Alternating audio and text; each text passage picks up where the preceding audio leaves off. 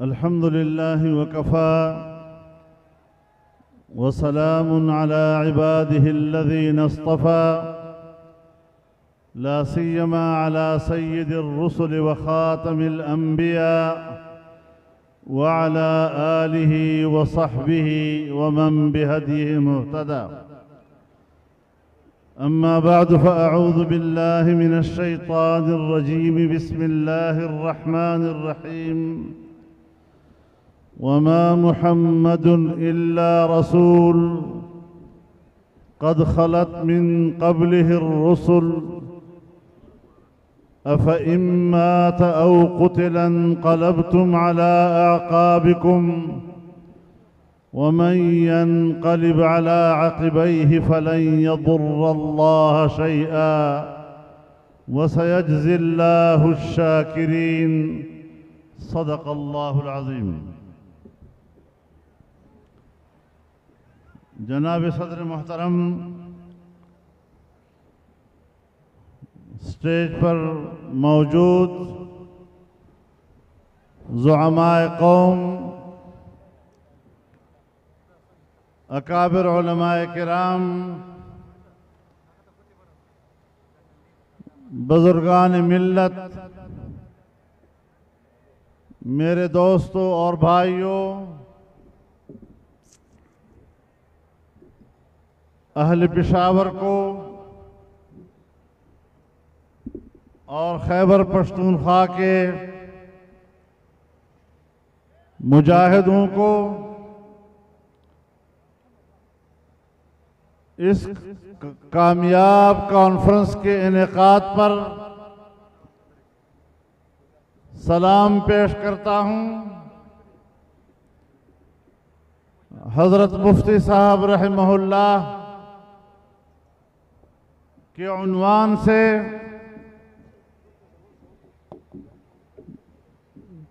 ये अज़ीमुश्शान इज्तिमा दर हकीकत अपने अकाबिर व असलाफ और उनकी तारीख को जिंदा जावेद रखने का अंदाज है।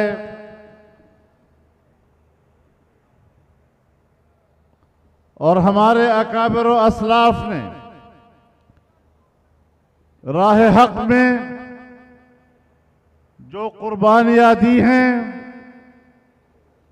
वो तारीख के औराक पर ज़ब्त हो चुकी है और इंशाअल्लाह रहती दुनिया तक तारीख हमारे अकाबिर को नहीं भुला सकेगी।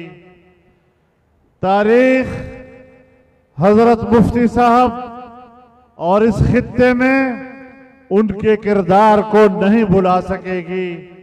और इंशाअल्लाह आज जो उनके पैरोकारान यहाँ इस मैदान में पेशावर में जमा हैं, इंशाअल्लाह यही पैरोकार, यही सरफरोश इस वतन अजीज में इस्लाम का अजीमुशान इनकलाब बर्पा करेंगे।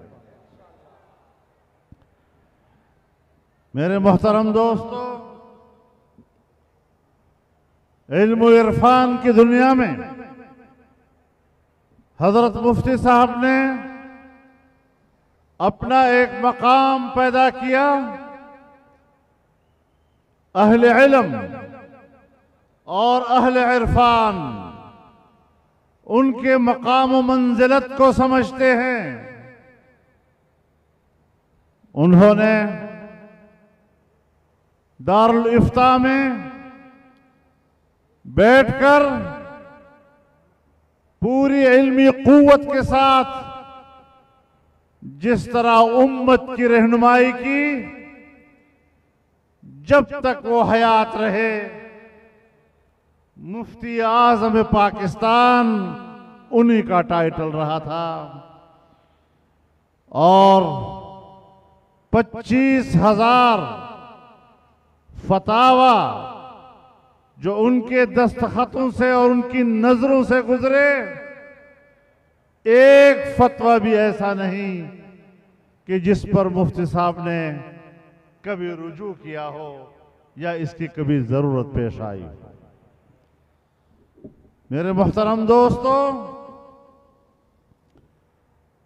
आज अगर पाकिस्तान दुनिया में इस्लामी जमहूरिया के तौर पर मुतारफ है, और आज अगर हम पाकिस्तान के आईन को इस्लामी आईन कहते हैं, ये हजरत मुफ्ती साहब रहमहुल्लाह के इल्मी मकाम, उनकी तदब्बुर और हिकमत के मरहून मिन्नत है। और इंशाअल्लाह आज दुनिया कोशिश कर रही है कि आईन से इस्लामी दफात निकाल दिए जाएं। पाकिस्तान के आईन की इस्लामी हैसियत की बजाय उसे एक सेकुलर आईन बनाया जाए। एक इस्लामी पाकिस्तान की बजाय पाकिस्तान को एक सेकुलर पाकिस्तान बनाया जाए। लेकिन मैं इन तमाम कुव्वतों को कहना चाहता हूं कि आपका ये ख्वाब कभी भी शर्मिंदा ताबीर नहीं हो सकेगा, और पाकिस्तान एक इस्लामी वतन की हैसियत में जिंदा और ताबिंदा रहेगा। आपका ये अज़म मजबूत है या नहीं?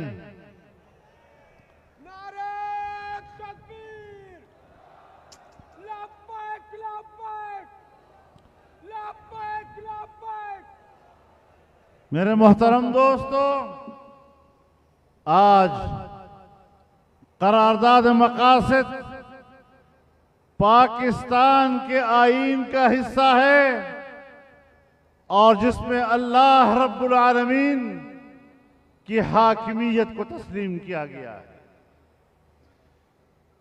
हमारे आईन में ये बात तय कर ली गई है कि इस्लाम पाकिस्तान का ममलकती निज़ाम होगा।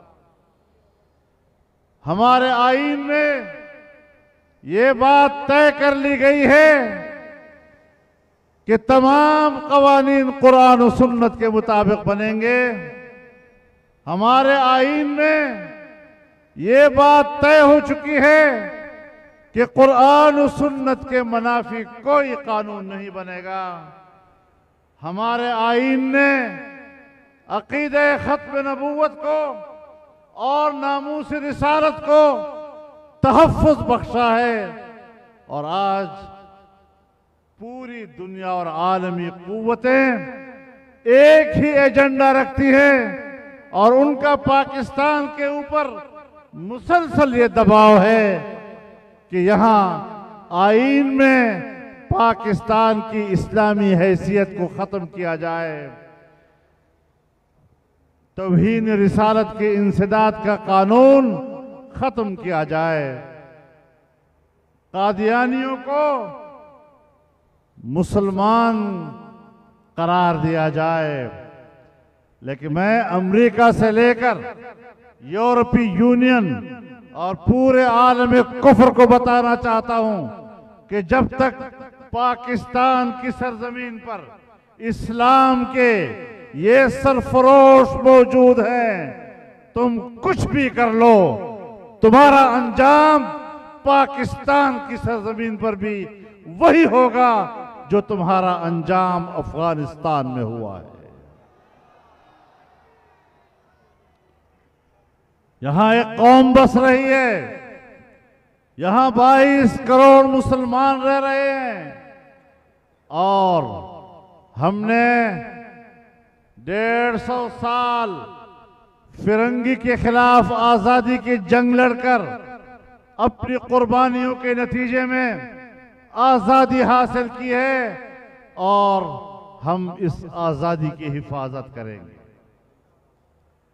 हमने एस्टेब्लिशमेंट को ये इजाजत दे सकते हैं कि वो पाकिस्तान के 22 करोड़ अवाम के अकीदे और ईमान के साथ मजाक करें। नहीं, मौजूदा हुक्मरानों की तरह यहूद के एजेंट को इस बात की इजाजत दे सकते हैं कि तुम पाकिस्तान के अंदर बैरूनी एजेंडे के तहत इसकी इस्लामी शनाख्त को खत्म करो। तुम किस नजरिए से आए थे, तुम किस एजेंडे से आए थे, उसे हमने सबसे पहले तश्तज़बाम किया था। तुम कभी रियासत मदीना का नाम लेकर अपने ऊपर पर्दा डालते हो, आजकल रहमतुल लिल आलमीन के नाम से अपने ऊपर पर्दे डाल रहे हैं। तुम इतने नंगे हो चुके हो कि अब तुम्हें ये पर्दे कोई काम नहीं देंगे।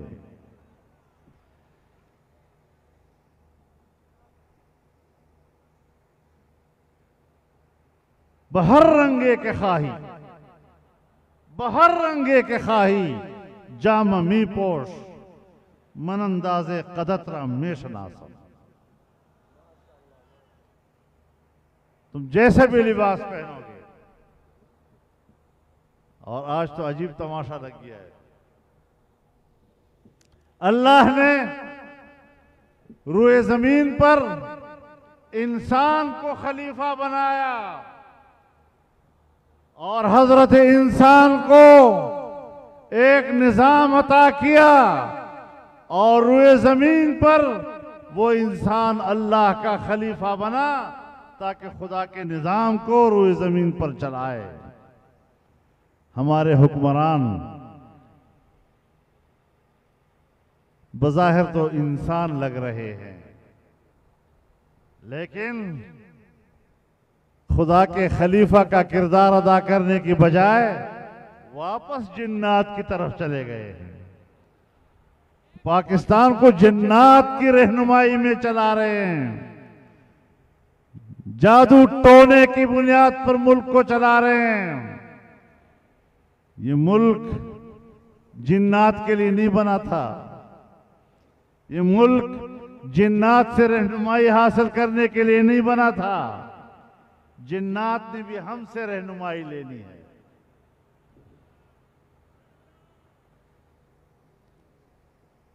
कहां पहुंच गए हैं ये लोग? पूरे मुल्क का निजाम तबाह बर्बाद करके रख दिया है।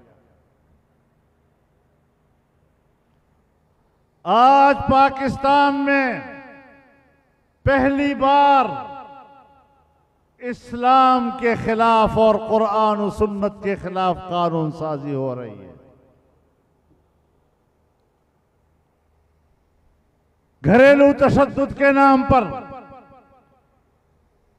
जो कानून साजी की गई है, आज मैं आपकी मौजूदगी में और आपकी ताईद के साथ बड़े वाज़े अल्फाज में कहना चाहता हूं कि इस किस्म का कानून कुरान और सुन्नत का इनकार है। इनकार और कुरान और सुन्नत का इनकार तुम्हें क्या बनाता है, खुद जरा अपने गिरेबान में झांक कर देखो।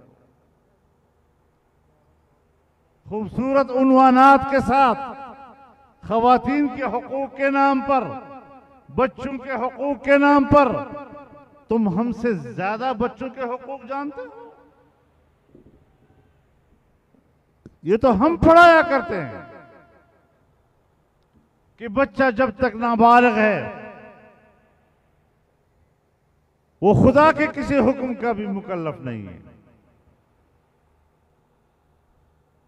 जो नाबालिग बच्चा अल्लाह के हुक्म का पाबंद नहीं है, वो किसी दूसरे इंसान के हुक्म का भी पाबंद नहीं हो सकता।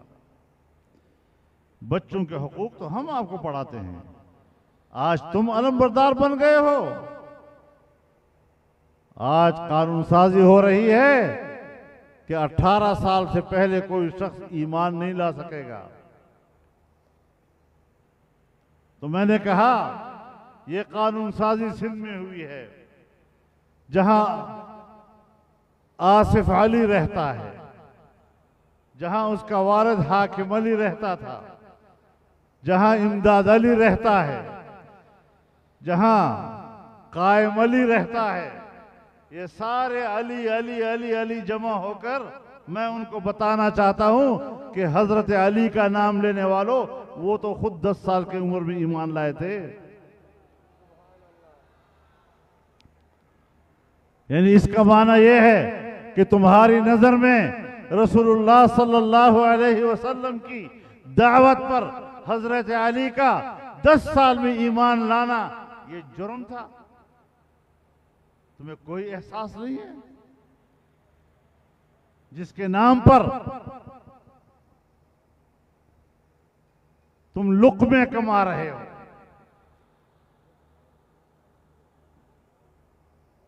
लेकिन कोई कानून साजी में उनकी कोई रहनुमाई नहीं लेनी आपने। कानून साजी में इनकी रहनुमाई लेना आपके लिए जुर्म हो गया है। तो मेरे मोहतरम दोस्तों, आज हम जिस मैदान में हैं, याद रखें, किसी भी रियासत के लिए और किसी भी रियासत की बका के लिए दो चीजें नागुज़ीर होती हैं। एक उसकी दिफाई कुव्वत और एक उसकी इक्तिसादी कुव्वत। एक जमाना था जब दारोमदार दिफाई कुव्वत पर हुआ करता था, लेकिन आज जमानों की तब्दीली के साथ रियासतों के बका का दारोमदार अब माशी कुव्वत पर हो गया है। रूस बहुत बड़ी ताकत थी, लेकिन अफगानिस्तान में जंग लड़ते हुए वो माशी इन्हितात का शिकार हुआ और शिकस्त तस्लीम करके चला गया। आज मगरिब की सरमायादारियत के मुकाबले में चीन ने एक नई जंग शुरू की है और वो इक्तिसादी हिकमत अमली के हवाले से। दुनिया जानती है कि जब तक हम इक्तिसादी लिहाज से ताकतवर नहीं होंगे, हम खारजा पॉलिसी भी नहीं बना सकते। और मैं आपको समझाना चाहता हूं, एक मिसाल से समझाना चाहता हूं। हिंदुस्तान में यही बीजेपी की हुकूमत थी और इस बीजेपी की हुकूमत का वजीर आजम वाजपेयी था। वो बस में पाकिस्तान आया, लाहौर के मीनार पाकिस्तान पर खड़ा हुआ और कहा मैं पाकिस्तान को दिल से तस्लीम करता हूं। क्यों कहा? कि पाकिस्तान उस वक्त इक्तिसादी लिहाज से ताकतवर था और हिंदुस्तान पाकिस्तान के साथ तिजारत करना चाहता था। वो झुक के आया आपके पास। आज भी वहां बीजेपी की हुकूमत है, लेकिन मोदी सरकार जो इस वक्त बीजेपी की हुकूमत की क़यादत कर रहा है, उसका रवैया पाकिस्तान के साथ क्या है? वो कहां खड़े हैं और हम कहां खड़े हैं? आज उसने कश्मीर हमसे छीन लिया है और मैंने पार्लियामेंट में कहा था उस वक्त, अपनी ही इत्तेहादी से इख्तलाफ करते हुए, कि जिस अंदाज के साथ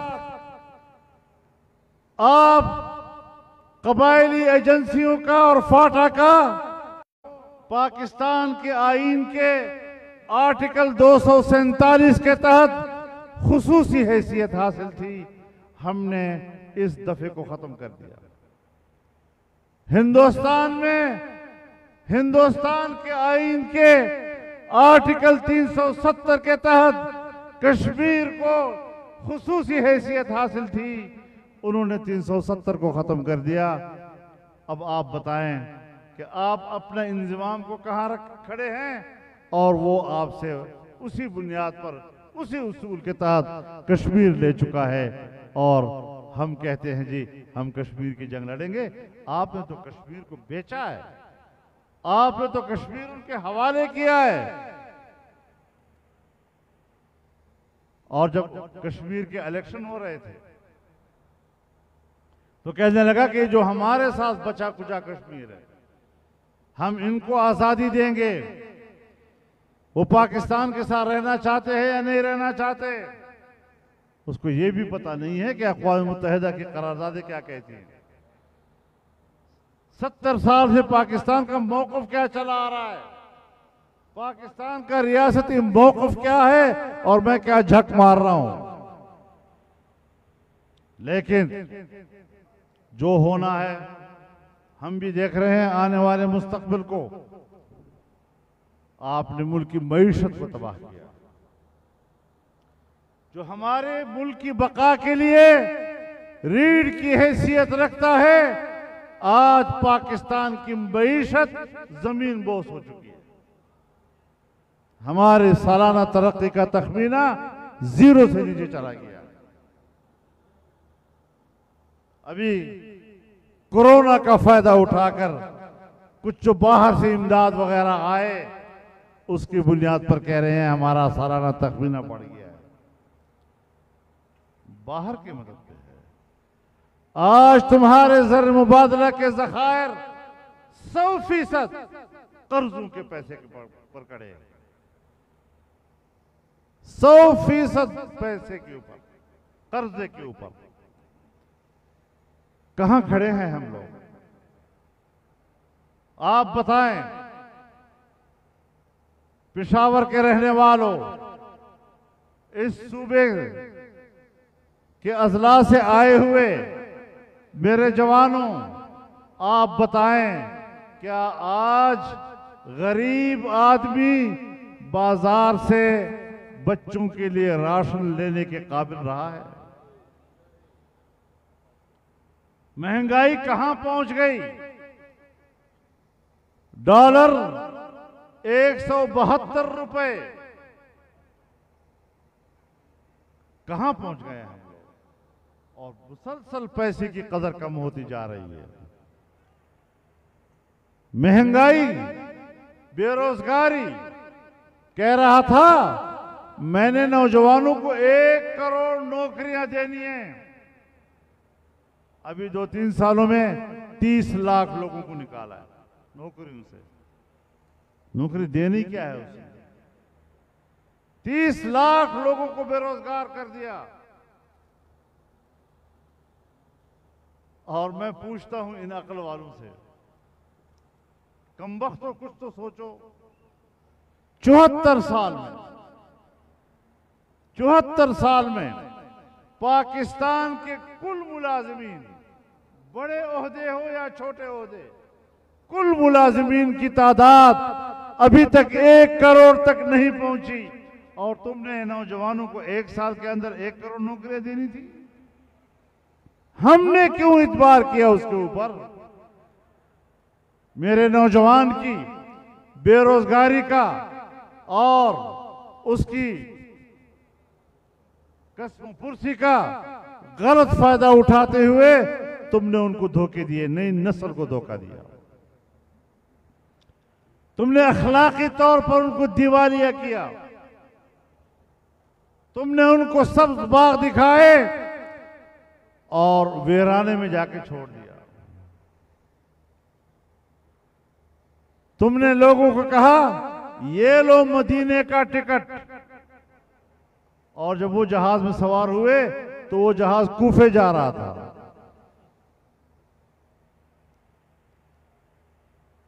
तुमने अपनी मंजिल मदीने के बजाय कूफे को रखा है। कौम के साथ इतना बड़ा ब्लंडर तारीख में नहीं हो सकता।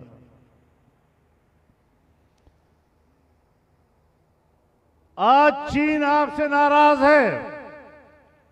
70 अरब डॉलर की सरमायाकारी वो पाकिस्तान में कर रहा था, और पाकिस्तान की दोस्ती पर एतमाद किया कि पूरी दुनिया के साथ तिजारत का आगाज उसने पाकिस्तान के सीपैक के आगाज किया।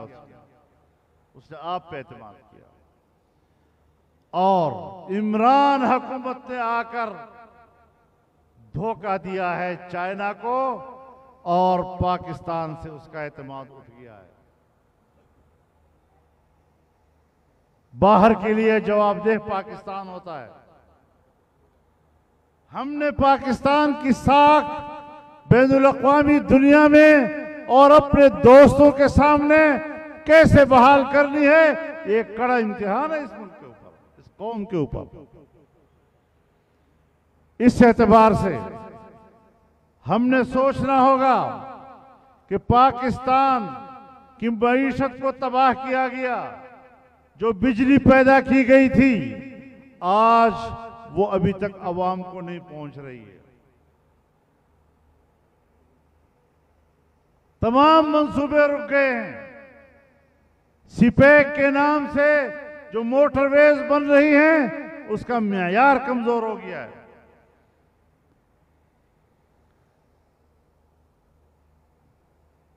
अफगानिस्तान की यह सूरत हाल है। मैं हैरान इस बात पर हूं कि खुद अमेरिका ने अमारत इस्लामिया के साथ 1 साल या 2 साल के तवील मुज़ाकरात के नतीजे में बाकायदा मुआहिदा किया है।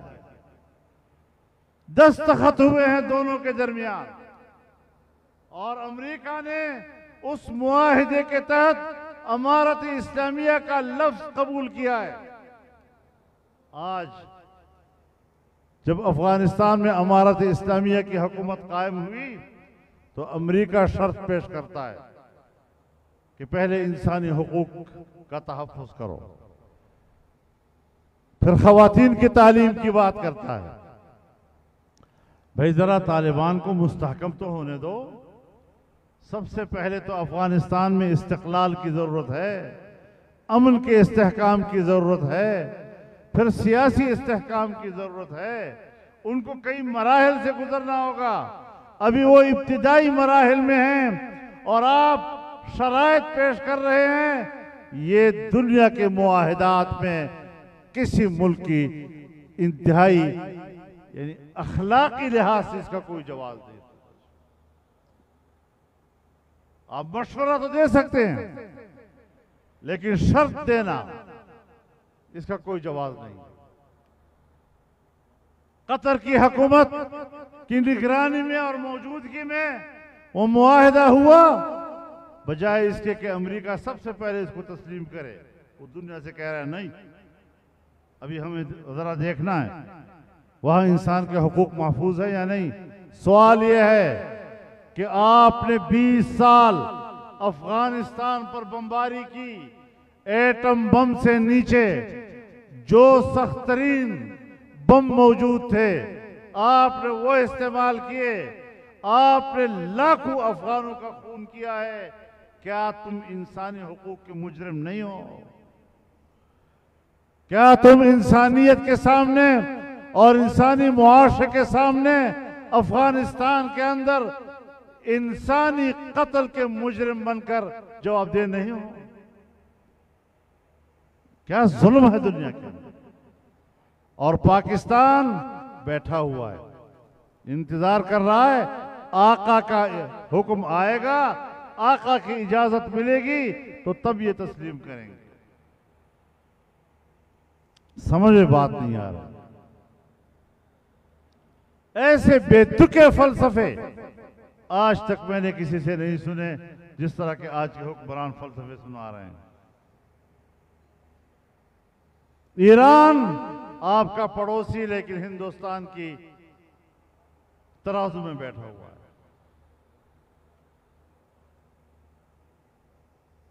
पाकिस्तान के खिलाफ अमेरिका आज इंडिया को ताकतवर बना रहा है।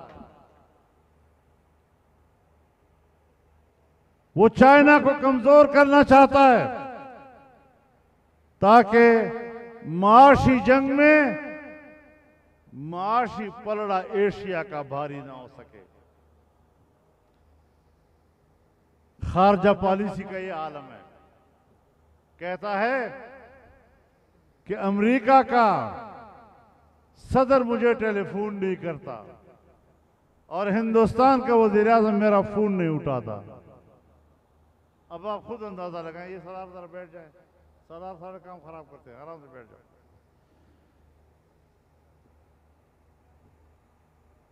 तो ये सूरत हाल कि एक मुल्क मेरा फोन नहीं उठा रहा, दूसरा मुल्क मुझे फोन नहीं कर रहा, ये खारजा पॉलिसी है आपकी? क्यों तुम्हें कोई पूछने वाला नहीं?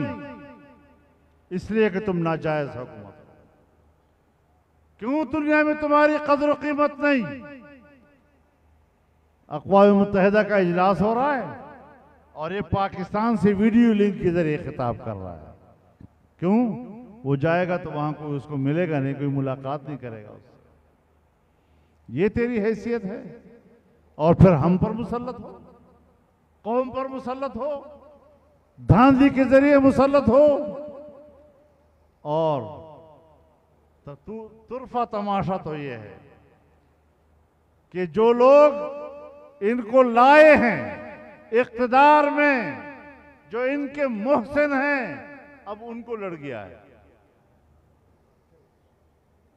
और DGI-SI का मामला उसने मिस हैंडल किया है। क्या चीज है ये? क्या तोहफा इन्होंने हमें दिया है? मैं एस्टेब्लिशमेंट से भी कहना चाहता हूं कि पता नहीं तुम किस उम्मीद से इसको लाए थे, तुमने किस उम्मीद पर इसके लिए धांधलियां की।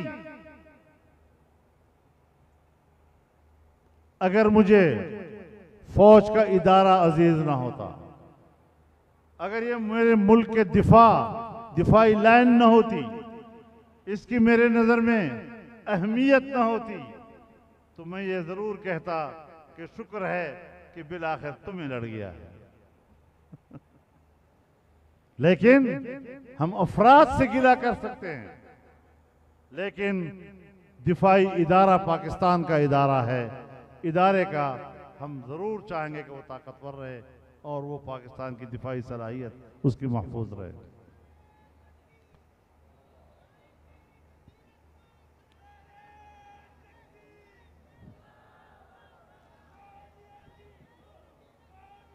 तो मेरे मोहतरम दोस्तों, आज वो मदारिस का भी खात्मा करना चाहते हैं। एक तो फाटा को बर्बाद कर दिया, अब समझ में नहीं आ रही कि फाटा है क्या। न पुराना फाटा रहा, न मौजूदा सेटल रहा, कुछ नहीं रहा। बीच वाला कोई तमाशा है, न इनको समझ में आ रहा है, ना फाटा के लोगों को समझ में आ रहा है। मदारिस के खिलाफ, मदारिस के निजाम को कंट्रोल करना चाहते हैं। भाई दीनी मदरसा अपनी खुद मुख्तारी के नजरिए पर कायम हुआ था, उसने फिरंगी का कंट्रोल कबूल नहीं किया। आपका निजाम तालीम भी वही है। हम आज के सरकारी निजाम तालीम को भी अंग्रेज के निजाम तालीम का तसर्रुफ समझते हैं और दीनी मदरसे को उसके कंट्रोल में देने के लिए तैयार नहीं होंगे। तुमने अपने बोर्ड बनाए, मदारस को तकसीम करने की कोशिश की, उसका एक डायरेक्टरेट भी बनाया, लेकिन बनाओ ना, मदरसा नहीं मिलेगा तुम्हें, कोई उस्ताद तुम्हें नहीं मिलेगा वहां, कोई तालिब इल्म नहीं मिलेगा वहां पर। विफाकुल मदारस मुत्तहिद है, हमसे कोई आदमी तुम्हें नहीं मिलेगा। और अगर कोई चला गया यहां से तो फिर उसकी मर्जी, मौलवी साहिबान उसका क्या नाम रखते हैं ये फिर आपका अख्तियार है जी। हमें कोई सरकारी बोर्ड मदारस का कबूल नहीं है। इस हवाले से जो इक़दामात हो रहे हैं, हम मुल्क पे पुरअमन रहना चाहते हैं, लेकिन पुरअमन रहने का माना ये नहीं कि हम किसी का गुलाम बनकर रहना चाहते हैं। हम गुलाम नहीं रहेंगे। हमने गुलामी के खिलाफ जंग लड़ी है। आज जिसके नाम से इस जलसे को हमने मुनक़द किया है, हम अहद कर रहे हैं यहाँ पर कि हमने किसी की गुलामी कबूल नहीं करनी। और अज़म कर लो, तजदीद अहद कर लो कि हम गुलामी कबूल नहीं करेंगे। हमारे अकाबिर ने जिस आज़ादी के लिए कुर्बानियां दी थी, उस कुर्बानी का लाज रखेंगे। कोई गुलामी हम कबूल नहीं कर सकते। हम मामलात को सलीके से तय करना चाहते हैं, हम रजिस्ट्रेशन कराना चाहते हैं, लेकिन रजिस्ट्रेशन का माना यह नहीं कि हम उसमें मदारिस की आज़ादी और खुद मुख्तारी को भी बेचेंगे। ऐसा नहीं होगा। विफाकुल मदारिस को बनाने में मुफ्ती महमूद रहमहुल्लाह की कावशें और उनका खून पसीना शामिल है। ये उनकी अमानत है।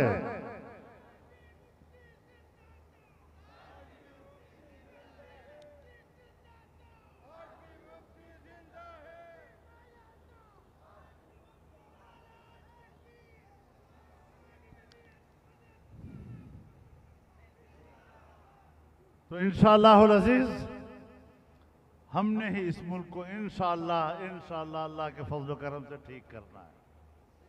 वक्त आ रहा है। आपने गुज़श्ता 3 सालों में जिस जिंदगी का सबूत दिया है, जिस जवां मर्दी का सबूत दिया है, जिस बहादुरी का सबूत दिया है, मेरे साथियों, मैं अल्लाह को गवाह बनाकर पेश करता हूं कि मैं आपकी जुर्रत और बहादुरी पर फख्र करता हूं।